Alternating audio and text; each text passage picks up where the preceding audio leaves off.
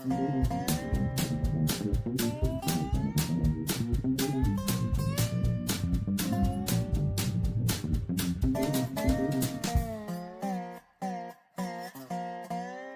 except on me. Okay, well, it's pointing. There's the hands. Okay. Good morning, good morning, good morning. Another piggy day. Gonna be done the piggy way. Oh, yeah. Well, we're down here. We done our morning routine. Okay. And we've come over here, got us a biscuit at the Bojangles. I'd show you the sign for the Bojangles, but where we're sitting, you can't see it. Right. And we're sitting here waiting for about 45 minutes till the bank opens up. We're going to see if we can't do a little consolidation loan or not. Chances are we won't, but if we can, it might be helpful. Yep. So anyway, going to talk a little bit about 3 different words: presume, assume, and assumption. When a person presumes something, they've taken and they've factored in available facts available to them about something, and it allows them to come to an educated guess about a certain thing or situation. And if they're real good about collecting whatever facts they've got, they can presume, usually, correctly. But when we assume, and a lot of y'all, especially us old Marines, we know what that makes a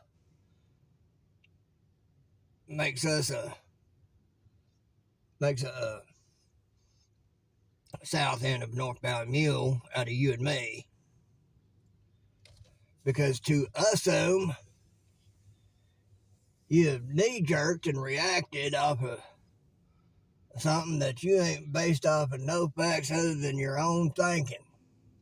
Bible calls that leaning unto your own understanding and calls that foolish. So we all know that, especially us old Marines, assumption is the mother of all mess-ups. And yeah, there's another word that goes in there instead of mess. So, that brings me to being in the lives. There's something about the lives I don't think some people just take into consideration. When you go into that live, that is the digital version of going into somebody's house. Whoever the host is, of whose live you're going into, you are essentially going into their house. That's it. So, when you go into their house in that live, and you think something ain't been done because you were too foolish not to look around and listen to see if what you have a problem with has already been addressed, that's one thing. If you inquire politely, you get answers to your query. But if you come in there and just assume and you knee-jerk and you get all blustery and bullyish and thinking because who you think you are, you can act that way and people are going to dip their eyes and kowtow to you just because you did. I'll give you an example. Out on the road, there are intimidators, people who like to intimidate others because they got bigger vehicles. I intimidate the intimidators. I will shut you down. I got nothing to lose. I've lived long enough. I know where I'm going when I die. Anybody wants to do anything to me, hey, more power to you. You doing me a favor. I'm going home. So that's just to let anybody know you get blustery and bullyish in my life or Elaine's life, I'm going to shut you down. Mm-hmm. I'm going to try to be as nice as I can about it. But I will shut you down. I don't tolerate boorishness. I don't tolerate bullies. I don't tolerate people who think they can come in and say whatever they want to because they think something's wrong without coming to the horse's mouth and inquiring what's up. You just come in there and knee jerk and act bullyish and boisterous and all like that. Hey, this is my house. This is my life. And I am going to shut you down. I don't care who you are. I'll boot you out of there. I'm like this about it. Treat people the way you want to be treated, or want them to treat you in your life. That's it. If you want to be treated with respect, treat others with respect. You know, I'll give you one shot and give you a hint. You might want to reassess how you're handling yourself. If you go after that, you're gone. I ain't going to put up with you. Because in my lives, I've done let it be known how I want it to be. And like I told you, and then like somebody found out, I got me a honey badger in there. And if that honey badger makes a decision, I am not going to question it. Because she knows how I want the lives to be. Mm-hmm. And she has no problems taking care of business. That's it. You know, I don't put up with that stuff. Now, somebody comes to me and, say, hey, I didn't see this or that. What's up? I'd like to, hey, we'll have to figure it out. But if you come in there like a bull in a china shop, thinking because you can, oh, no, you can't, not mine. I'm the farmer that just put you in that cage and I'm going to deprive you of a pleasure. And I won't lose a second sleep over it. The behaving in my lives ain't just about keeping it clean. It's about acting like a decent member of society and handling things the proper way. You ain't coming in there like you're coming into your own house like an abusive sort of person and yelling and knee jerking and all like that just because you want some trouble. I'll take care of trouble. Because this is my house. Just a little food for thought there for folks out there who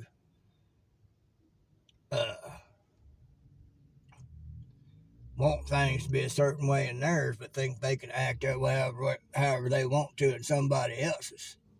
You ain't gonna do it in mine. And another little food for thought. When folks take and do that, and then they get put in their place and made to realize, that little fake sorry is just that. It's a fake sorry. You've come up against something that is going to shut you down, so you're going to act like it's all apologies and all like that. Please forgive me. No, you just showed me you have a habit of doing that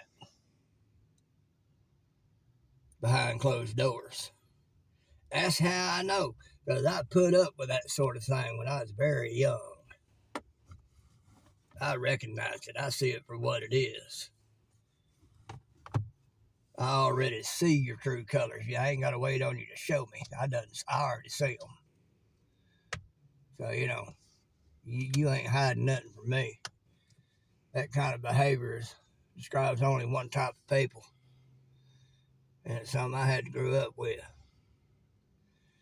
And further how I know is that type of people is why I had my shoulder put back in its socket 3 times before I was the age of 2.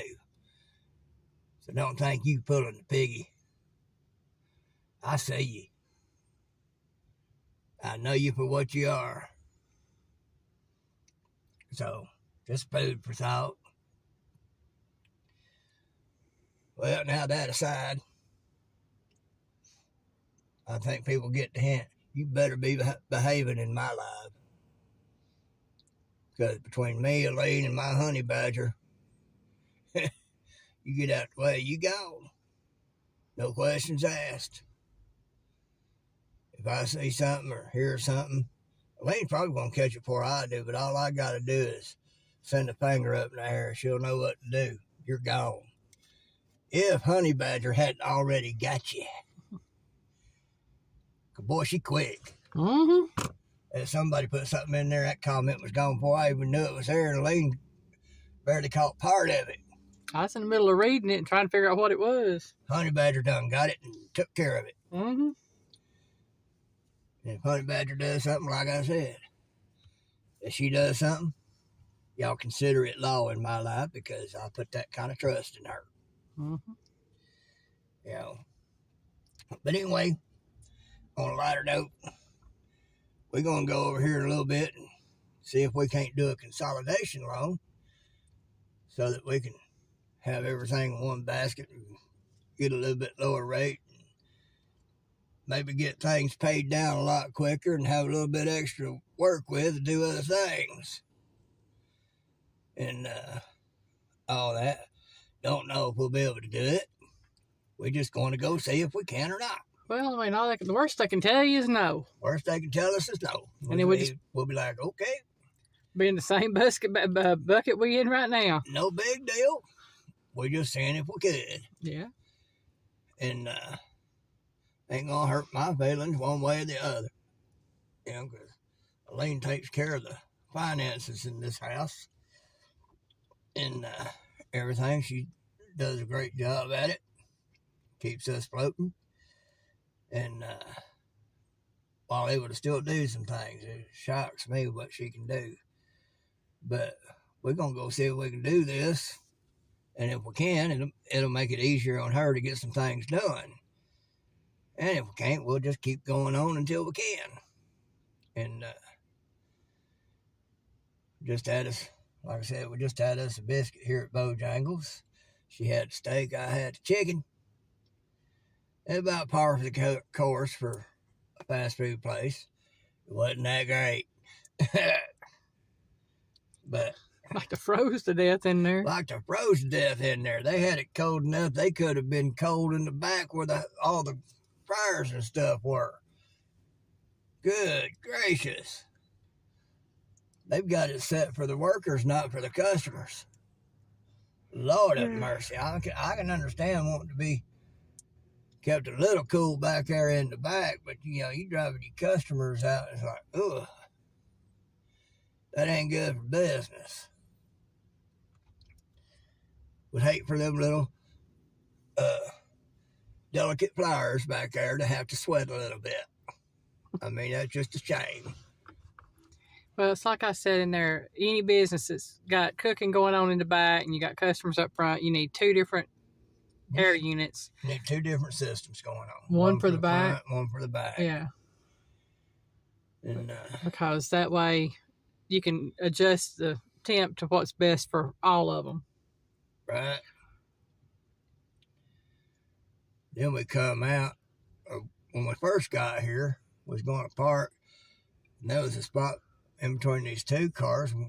I thought about going in there, but there's a boy standing beside his car. It's sort of a sporty looking type car and everything. He was standing outside of it, the door open, so I finally decided to bypass it and come over to another spot, 2 spaces down. And, well, as soon as I passed, he decided to get in his car and crank it up. It sounded like crap. It's like, well, like he's kept standing there deliberately to keep me from parking there. Okay, I ain't got to park beside you. I don't care.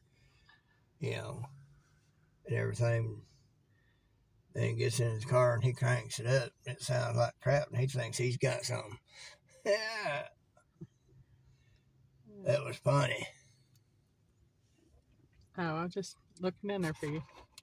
Well, I'm gonna get me a drink while I'm at it. You reminded me of it. So, anyway, presume, assume, assumption. We all know what they mean. But there's some of y'all out there sure don't show and act like you know what they mean.